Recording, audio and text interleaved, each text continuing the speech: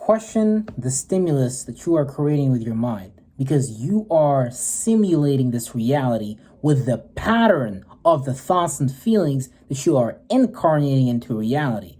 Now, the stimulus is information. There is information moving throughout your body. Now, some of this information comes, some of the stimulus, some of these chemicals that we create via our observation, because of our perception, creates our reality. We can both be inside of an elevator, but one person can be screaming in fear and the other person can just be like, la, la, la, la, la, the day is all good. Why? Because their perception is creating a stimulus of the reality. So two people can be at a job interview. One person can be completely confident and overtake the interview and get the job. Another person can be scared as fuck, worried about life, the mortgages, the dog bit me in the ass, my baby mama cheated on me, all that crazy shit. But see, we are perceiving our reality like it's negative. We are perceiving our reality like it's bad. So that's leading into the creation of stimuluses, adrenaline rush, placebo effects, feelings that come from conscious thoughts, awarenesses, things that we become aware of in our mind. Because you are recalling information, and a lot of the stimuluses that we have is based on old, outdated perceptions of self appraisals that are from past experiences based on lack of approval, validation, or the more of it or the lack of it. But the point of this reality is to show you how to be balanced regardless of these things. Because even if you create the stimulus, because look, if you're creating these stimuluses, right, and you don't want to be afraid, because it's been already scientifically proven that fear, worry, doubt, all these things, all these negative projections lower the functions of your immune system. So you're more susceptible to disease. You're more susceptible to parasites.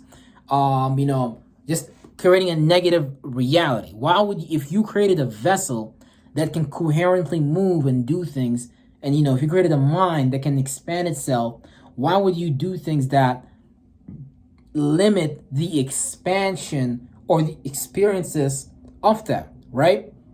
Other than I'm burping right now.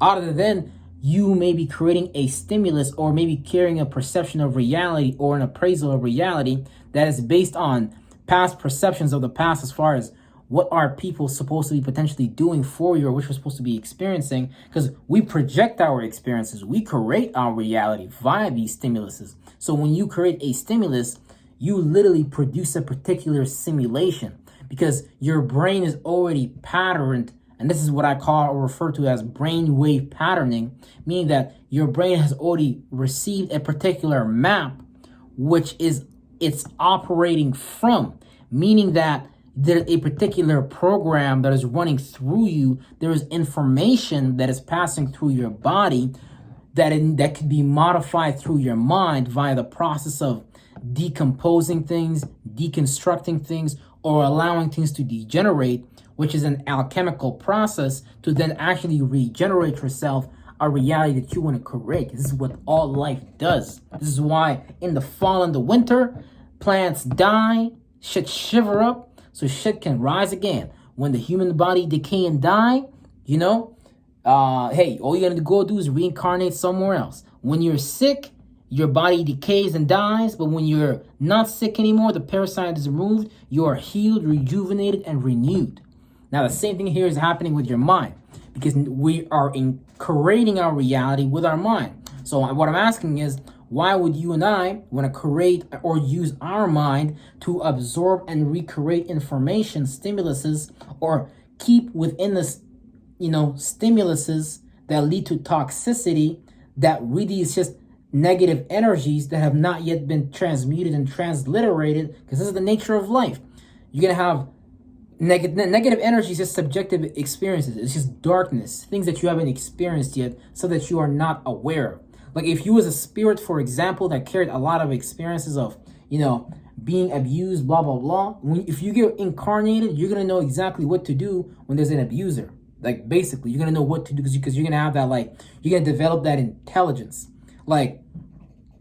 It's really deep because we created the body like that too. The fact that we wanted to run, the fact that we wanted to jump, the fact that see, it's just something that you can't really explain to the average simple-minded person. That's going to be like other videos and shit. So All we have to do when we are thinking and feeling, when you think and feel, ask yourself, is the person, place, or thing, and the energy behind that thought and feeling, behind that thought, which is the feeling, is that feeling leading me to the reality that's what I want to create, which automatically creates the thoughts, because it's the subjective and the objective. That means that there's a subconscious hidden feeling that is creating a stimulus, that's creating information that we're subconsciously, unknowingly, unconsciously using to create our conscious reality, which we are hallucinating, which is the simulation that we are in, which we refer to as the matrix.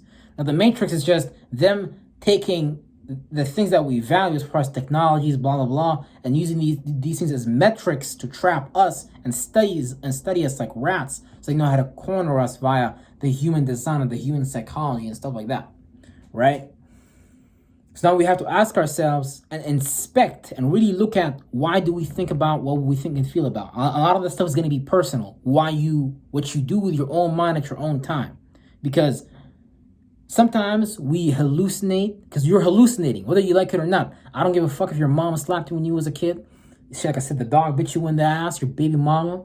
You was providing for her the whole house, the whole rent, the whole mortgage. And all of a sudden, she left, and now you're heartbroken and your life fell apart. That is a perception of reality. Now, you could perceive reality like that's a good thing, but why don't we? Because we're so attached to the negative perception of that event. And we have a society today that empowers men and people in general to indulge in this victimhood. Something happened to me when I was younger, oh, blah, blah, blah, blah. So we have all these things that validate the weak belief system, the weakness in men, because men today are feminized. Men today are not masculine. Men today don't have the sperm count or the testosterone that they used to have in the past. Simply because we're interpreting trauma like it's negative, Now, crazy shit, like, your mom was a witch or whatever like that. Okay, that's a different story. All right, that's a different story. But, your dog bit you in the ass, your dog ate your homework, your mama slapped you when you was a kid. Okay, these are challenging experiences. So we have to learn to process the experience and not allow that experience to overweight us and neutralize us and really castrate us and shit like that. To not act in spite of the trauma, to not act in spite of the fear, not act in spite of the worry, right? Because we just have this perception of ourselves that's creating a stimulus, it's creating an external projection that people are perceiving us as. But if we modify the unconscious self, the hidden code, the pattern that produces these thoughts and feelings, it's based on, because you're dealing with, like, if I'm being honest, you're dealing with like at least 7 to 3 demons. Some like, I said, the ones I'm talking about, bro. Anger, hate, fear, all these things. Now, a lot of these virtues and principles are sisters and brothers, meaning like, they come from like one source, because we all come from the one power, the one source. But inside of that one power, that one source, there's multiplicities and different facets of it, and different what you would perceive as evil or scary or as demonic. Oh, brother, that's evil. Nah, bro, trust me, God is one evil motherfucker, but he do it in a balanced way. That's the thing. So the negative experiences are not negative. These are just emotions. Like, we will always experience fear, but how do we process fear, right? It's about that. It's about not letting fear overcome us. You know what I'm saying? Like, for example, if you don't love yourself, like, you say you fucking hate yourself. You don't like yourself, nigga. You look in the mirror, like, damn, nigga, I'm ugly. I don't know what to do with myself. Now I'm saying some shit like that, right? But you keep saying that to yourself, and you actually think and feel that about yourself. So then you're gonna go create that reality where, let's say that somebody even tell you, you're a good looking person, right? Some shorty pop at you, she's like, damn boy, you fine as hell. You're gonna think in your head, because you already have an opinion that is opposing to that. So you're gonna be like, nah, shorty, I ain't all that, B. I gotta go Gotta go to the losers club. Some shit like that. Why? Because you do not even have that opinion of yourself. So you cannot be a vibrational match for that experience in objective 3D reality. So if you do not take your mentality and modify it and make that shit match the things that you are trying to manifest, you will reject those experiences. You will sabotage those experiences. You will create in your mind, you will create a negative event, a negative perception of reality, and filter your reality through that. Even though that shit is fucking good for you, even though that girl love you, nigga, you gonna be like, nah, B, it's not for me. But anyways, point is, there's a lot of levels to this shit. You know, I talk a lot about esoteric, a lot about occult shit and stuff like that. And you know, all these things that we experience, fear, worry, doubt, love, hate, anger, jealousy, all these things are just all these things are awarenesses. And these are all just things that we do to keep this wheel, keep this cycle going, right? So none of these things are good or bad. It's about learning how to use these things rather than learning how to use these things. Because let's say, you you in love with this girl. You know what I'm saying? I used to know people like this, right? They in love with this girl. They go buy her an iPhone. They go buy her some shit just to impress her, right?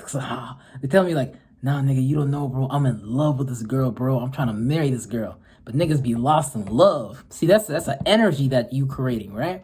So you can't get blinded by these lights. You can get blinded by these conscious forms of awareness. You can get blinded by these rays, right? You got to learn how to structure these rays and invest them in areas that, allow you to grow, allow you to experience something new, right? Because that's what the love energy is for. Reciprocation, Venus, all that type of shit. But yeah, all that to say, man, we want some other type shit, but inspect your thoughts and feelings, because your thoughts and feelings are creating your reality.